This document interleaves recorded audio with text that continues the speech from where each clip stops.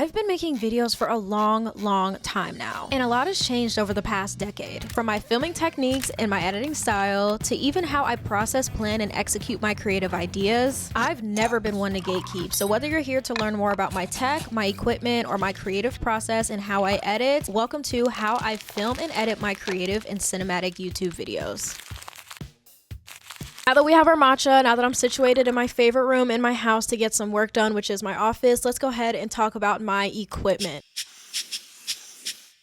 So starting off strong with the most common thing that I'm asked on Instagram, TikTok, and here on YouTube. What type of camera do I use? What camera do I use? What do you film with? I film and shoot everything that I do on my Sony ZV-E1, which is what I'm recording on right now. The Sony ZV-E1 is the top of the ZV line, which is a line by Sony that is geared towards content creators and vloggers, creating a bunch of lightweight and affordable cameras for people within that field or looking to get in that field. It is the top of the line for several reasons. I will give you that. Not only is this camera mirrorless, but it also has the same sensor as the very famous, well-loved, well-respected, well-connected Sony FX3. Yes, that bad boy. So you already know the video quality on this camera is absolutely a beast, and I always get compliments on it, so just know it's because that sensor in this camera is really T. Now, there's so many different reasons why I love the Sony ZV-E1, whether it be because it has interchangeable lenses, it's a mirrorless camera, it's full frame, its megapixels for photos is also very solid. But if I had to boil it down to my top three, those top three reasons why I love this camera is that it's durable. This camera has definitely taken some beatings over the past couple years that I've had it, and I will say it has held up absolutely fine. Although it has interchangeable lenses, the body itself is very lightweight and portable, which I personally really love as somebody who vlogs full time. Finally, I can't get over that color science. I mean, come on, the color science on this camera and this sensor is absolutely insane. It absolutely makes my world just seem so much more lively, and I personally love that about it. There's so many other reasons why I love this camera, but just know those are my big three, and I'm gonna stick beside them every single time.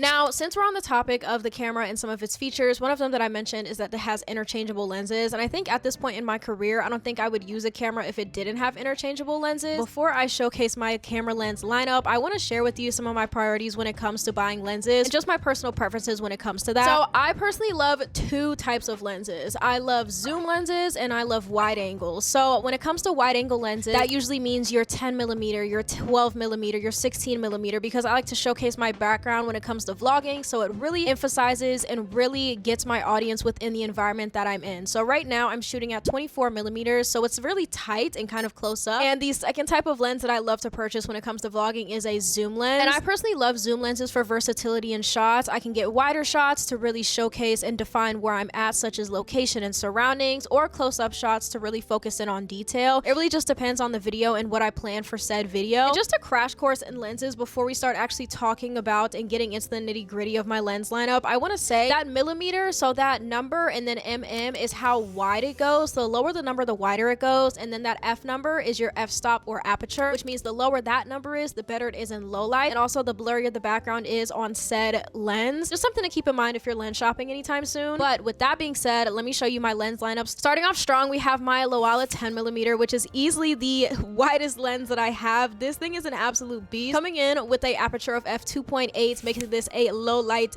demon. I love this lens so bad. It's so wide and it's so lightweight and compact. It's one of my favorites because of how tiny it is. It's so well built. The footage is always crispy. As a whole, as a lens, it's just really good. It's just really freaking good. Coming in hot, we also have my Sony 16mm f1.8 lens. If I want something that's still pretty wide, but I want something that's a little bit more secluded and adds a little bit of a dreamy, hazy feel to it, I like to pick up my 16mm. And I personally love this lens because once again, it's so compact, it's so lightweight, and it's still wide enough to showcase my surroundings, but it's also tight enough to where you're not seeing every single thing behind me. When it comes to picking between my 10mm and my 16mm, I also really like to ask myself, how much of your surroundings do you want shown in this video? How personal do you want it to feel? Because if I want it to feel a little less personal, but I really want to emphasize my environment, I usually aim for my 10mm. But if I want to showcase a little bit less of my surrounding to feel a little bit more personal and one-on-one, I will pick my 16mm. And usually just based on the video theme itself, that will also help me pick. Both of them are so tiny, they're so lightweight, and they were both super affordable, under $1,000 US. 30,000. And before you say anything, under $1,000 US isn't affordable for camera stuff. Once you really start getting into camera stuff, you will realize how affordable means anything under 1K. Yeah, that is affordable in camera terms, if you were wondering. Moving on to my two favorite zoom lenses, I'm actually filming on one right now, which is the Sony 24-70mm f2.8 G Master 2 lens, and I personally love this lens specifically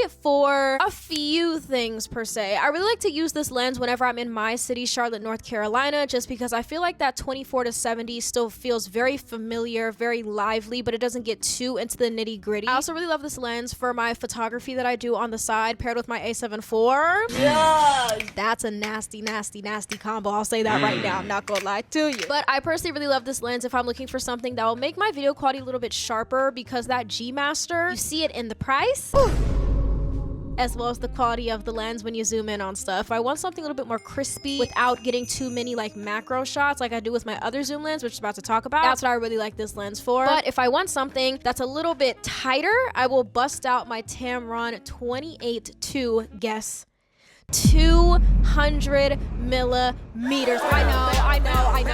I hit the jackpot. This has an f-stop of 2.8. It has an f-stop of 2.8. I wish I was lying. I really wish I was. Oh my god, I love this freaking lens so bad. When I found this lens on B&H Photo a few months ago, I was like, there's no way in hell this is real. How to find out, she's very much real because I'm holding her right now, and I love this thing so bad. So bad. I personally adore this lens for several different reasons, but one of them being its focal length range is absolutely insane, like 28 to 200. But this is one of my favorite lenses to bring on the go with me because it just has such a wide focal length, and it actually is lighter in terms of weight compared to the 24-70.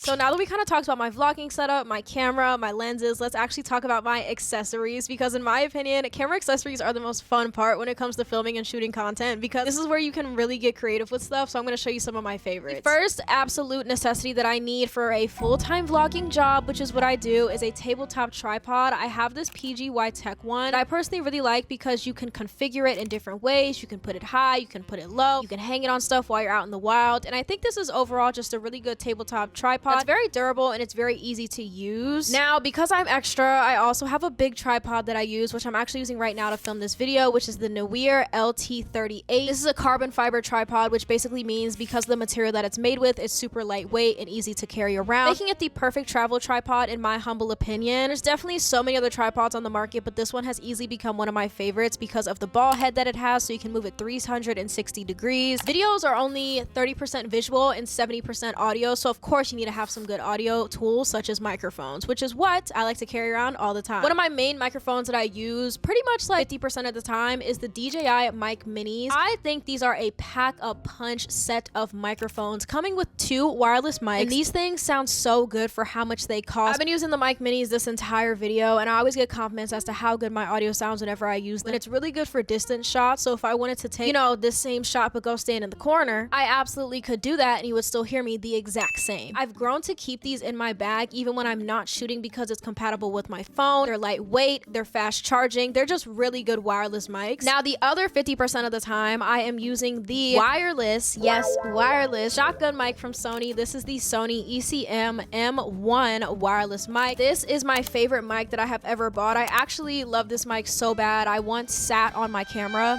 don't ask, and I sat on the microphone and broke it and went to Best Buy that same day and rebought that microphone, which is this baby, because it is that serious. I personally love this microphone because it's so customizable. You can pick which direction that the microphone focuses on. You can film in automatic, you can film in manual. There's noise cancellation. I always tell creators, one thing you could always have is a really good shotgun mic. Bonus points if you want to throw in some extra money to make sure that it's wireless, because babe, once you get rid of them wires, you will never ever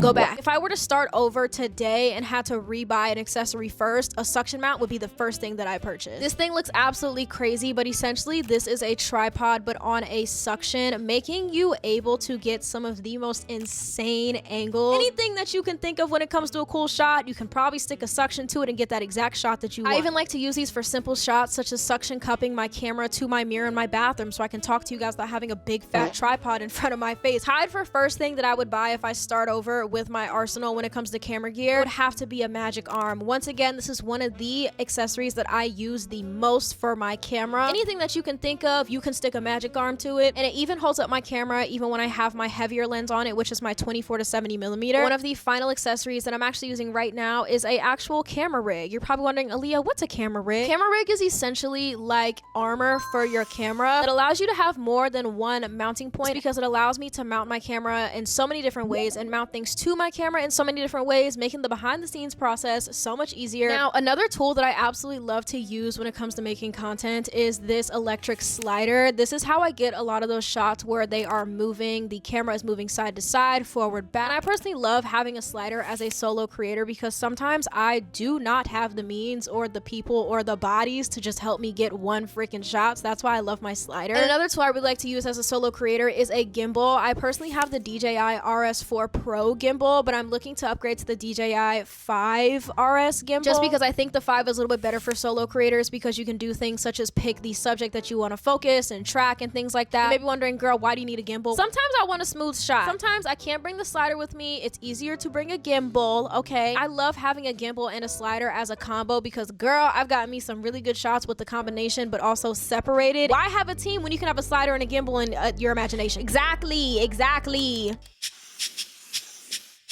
Now that we kind of talked about my filming process, let's go ahead and talk about my editing process because this is where the real movie magic happens, because anything that I feel like I flopped in when it comes to filming, I can just make up for it in post. Now, when it comes to my editing process, that cannot start in any way, shape, or form without my computer, and I personally edit on a 2024 MacBook Pro with a M4 Pro chip, which basically means she's really fast and she can handle a lot. I have been able to have Adobe Premiere Pro open, Photoshop open, Final Cut Pro open, 50 tabs in Safari open, and my computer does not slow down one bit. And because I edit in 4K footage, baby, I need all the speed I can get, okay? Speaking of the applications that I have open all at the same time, I edit primarily in Final Cut Pro, and I'm not gonna sit up here and lie. My process for editing seems a little long, so don't be scared when we go through it, but just know all my editing is pretty much done in Final Cut Pro when it comes to the baseline and bones and structure when it comes to my videos, and I do a lot of my editing within Adobe Premiere Pro when it comes to animating and making graphics. I import my footage into Final Cut Pro, which is my designated editing software, and I like to color code and really organize my footage based on the source slash the goal of the part of the video. I have DJI footage based on the camera. I have iPhone footage that I like to color code. I have montage color coding if that part of the video is supposed to be a montage, and etc.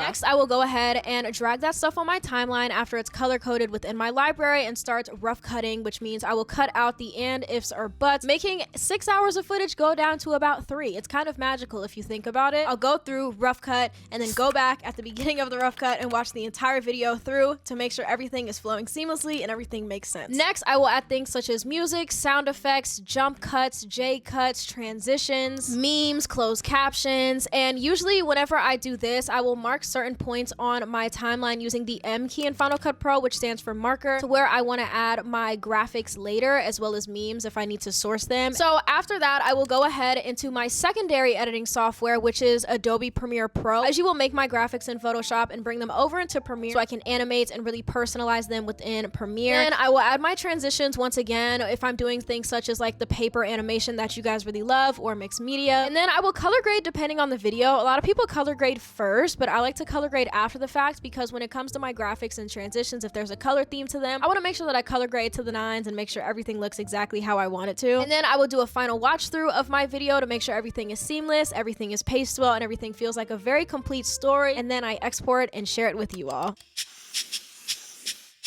Remember how I said videos are 30% visual and 70% audio? Yeah, we're having a whole section dedicated to music and sound effects and sound design because that's my favorite part of making videos. I personally source all of my music and sound effects from my favorite website, which is Epidemic Sound, which is a website where you have a subscription that allows you to have access to hundreds of thousands of music tracks and sound effect tracks that you can use in your videos without being copyrighted. And I personally have been using this for years now, and it's one of those very few things to where, once again, if I was rebuilding my arsenal for my editing toolkit as a creator, that would be one of the first websites that I pay for. This video isn't sponsored by Epidemic Sound, but just know that's really my stuff, and if you guys want to sign up for it, I have a link down below. So let's get into the nitty-gritty. How I choose music. I decide my tracks based on how I want my viewer to feel and my desired pacing. So based on those two things, that's how I pick a track. So this video probably has calmer music. I want you to feel calm while you're watching this video because it is a calm video. We're just sitting and chatting, you know what I mean? But if we're watching a video where I'm on the run, on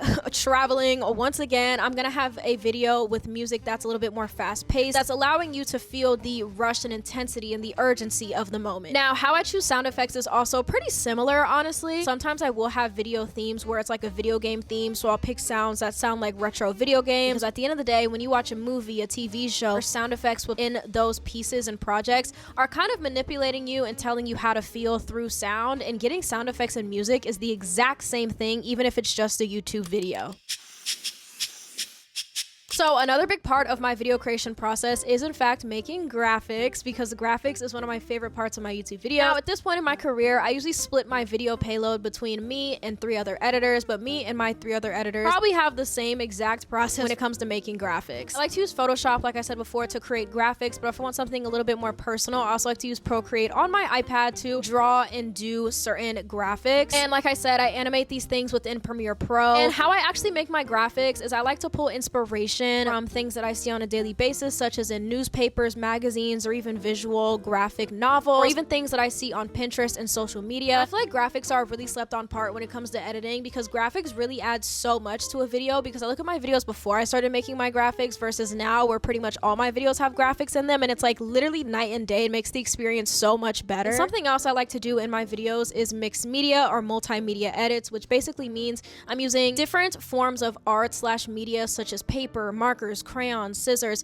to make different edits. See stuff like this within my Montana video, which is where we really use mixed media to really bring the video to life, to give it that southern and scrapbooky feel, which is what I wanted. But one of the very popular things that I do is I edit the paper crumble transition, which I've talked about a little bit on TikTok and YouTube Shorts on how to do it. And the way I do this is I will go in my video and pick a point in which I want the video to transition from. I will screenshot that, open up the screenshots, connect my computer to my printer, print it out, and on top of a blue screen or green screen, I will one by one crumble the paper, take a picture, crumble it some more, take a picture, bring it back into my computer. I then will remove the background in Photoshop, and then I will bring it into my editing software and line it up to where it is perfectly matched with the starting frame, and boom, trim that down to about 0.03 seconds, and there you have it, a paper transition. It seems like a lot of work, it's really not, but it's fairly simple in my opinion, and a great way to bring some life and breathe some life into your videos. Now, I personally own and use the Canon Pixma TR4720 printer, and I personally love this printer because it works really well with MacBooks, and if you're a MacBook owner, you know